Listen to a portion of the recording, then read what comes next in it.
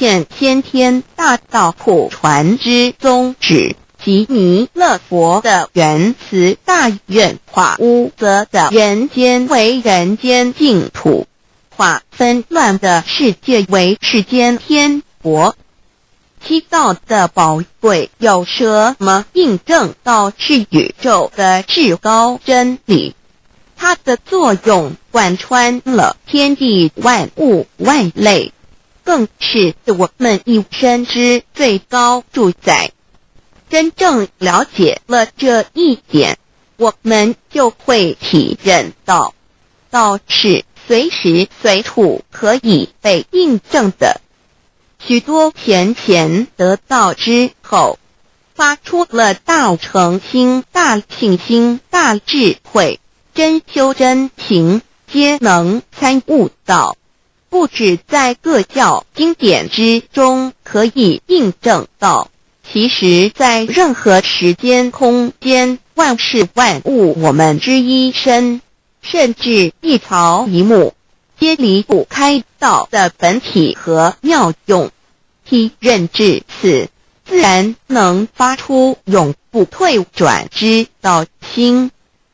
而尚未求道或刚求道者，则需借助于一些具有形象看得到、感受得到的印证，以验初步的信心。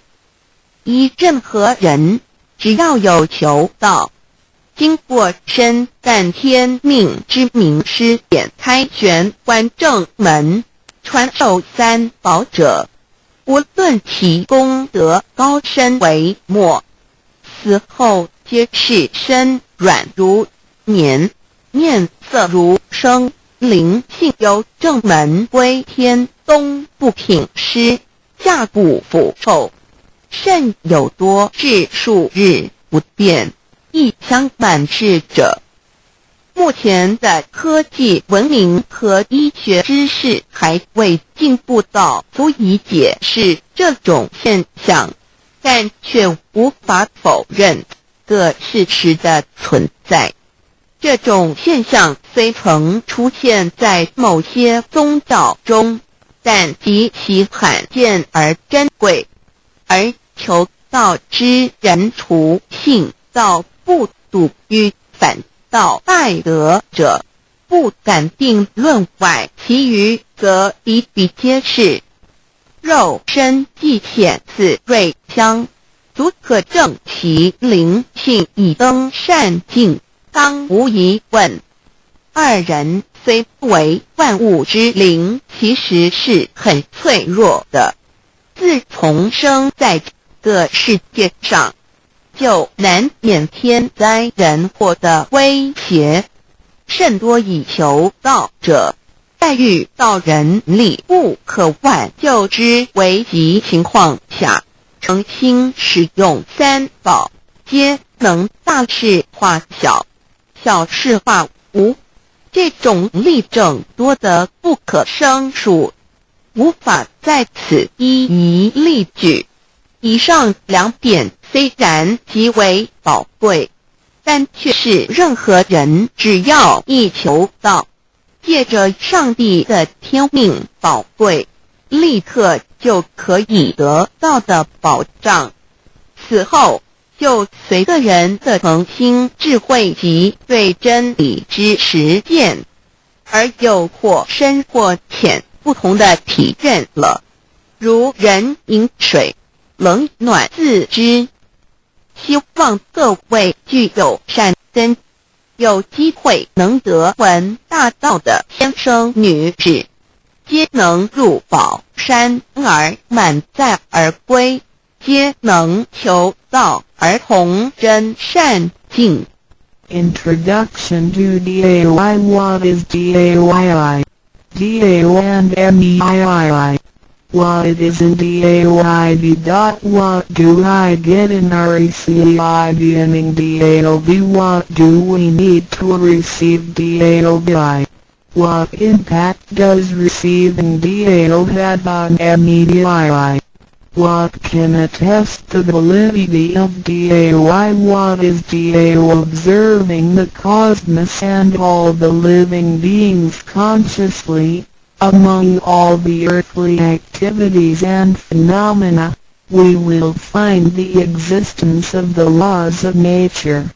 There is a supernatural origin which guides all the operations happening across the galaxy, the earth, and the human beings. We call this source DAO. DAO existed before primordial time, and even before the universe was merged. It is the origin of the world, and it thereafter nurtures all the creatures and beings. Since it is unchangeable and does not evolve with time, it is the ultimate truth. It is what all saints and sages throughout human history have been searching for. The essence of Tao is the foundation of nature. The law or the power that existed before the universe was formed is beyond description, because there were no civilizations nor creatures, let alone languages. Since it cannot be applied any name, we simply call it Tao. After the world was merged, along with the mutations of the universe, we see the harmonious actions as exhibited in seasonal changes, rhythms of time and tide, and the balance of the ecosystem. We also find some conformity of human nature across various cultures. These prove the laws of nature. This is the extension of that original Tao when it is substantiated and materialized. It merged into everything that is within us. Now that we know Tao is present universally and yet difficult to be recognized, there had been prophets and preachers trying to make us know and understand the origin and the truth of life through various teachings and literature since the beginning of civilization. They were scattered around the world throughout history. As a result, great commandments were taught to disciples and goodness and badness were differentiated.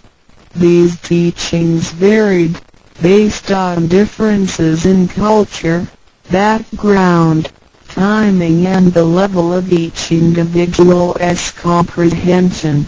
However, they all tried to express and transmit to their descendants this creator and chief of the universe.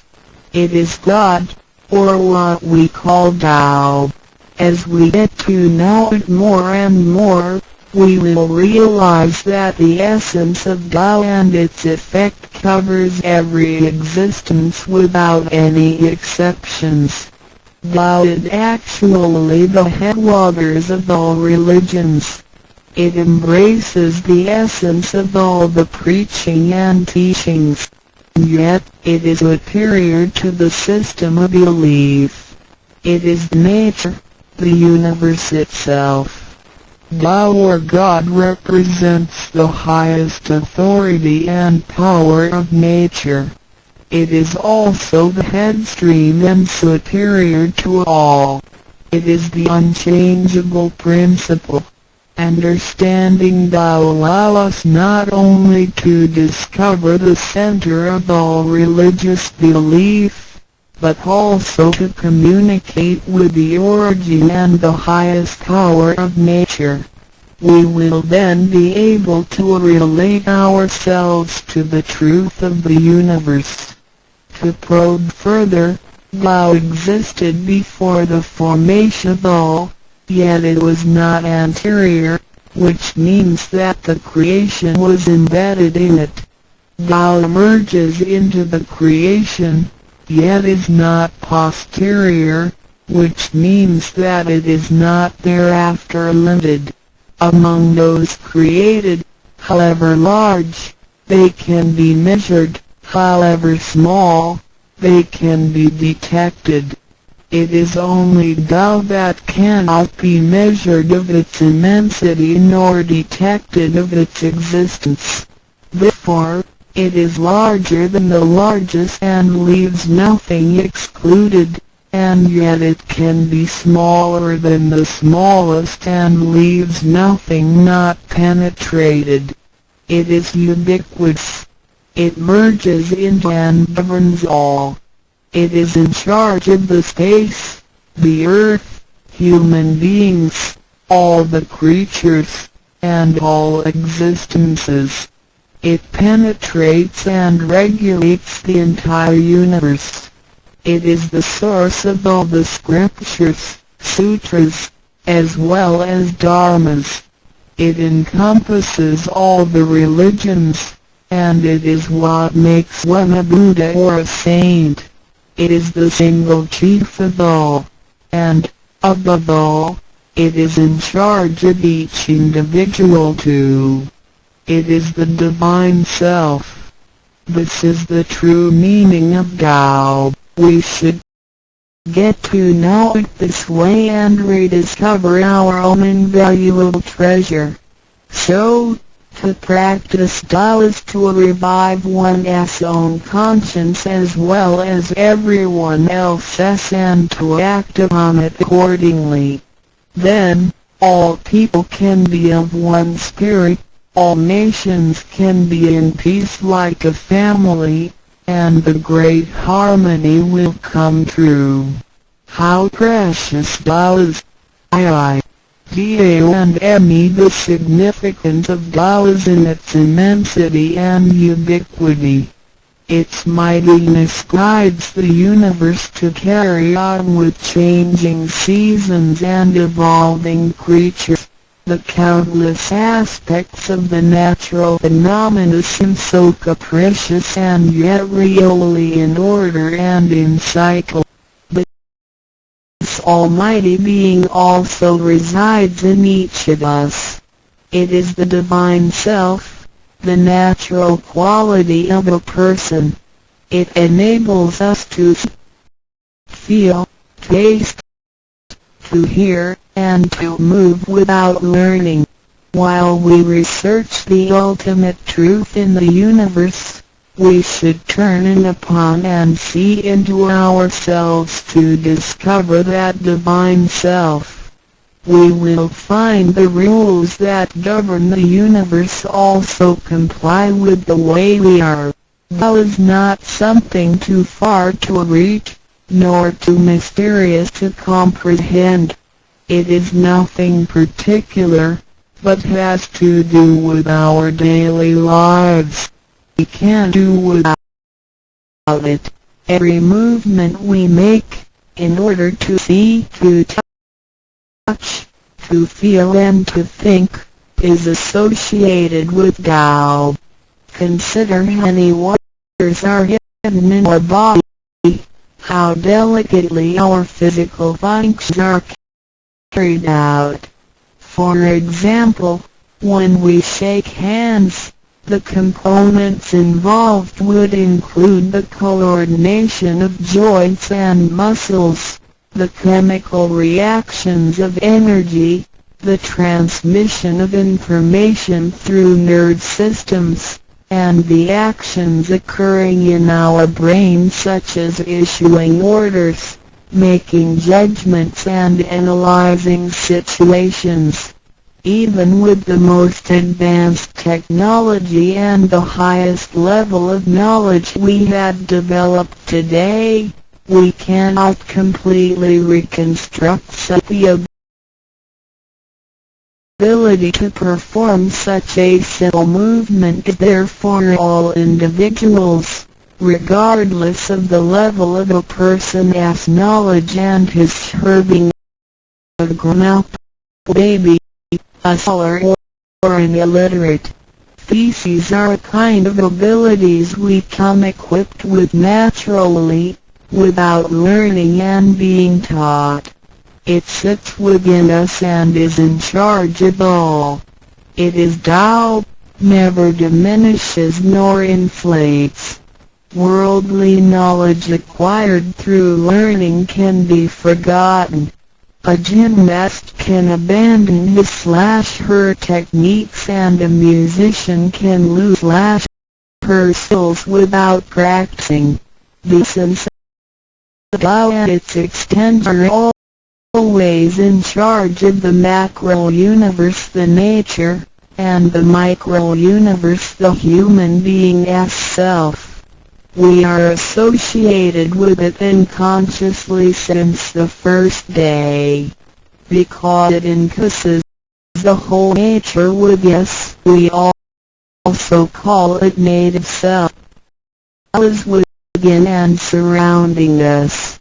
It needs not be worshipped nor debated over, because its existence is unconditional, regardless of race, color, nationality, religion or status. It is impartial and stays constant.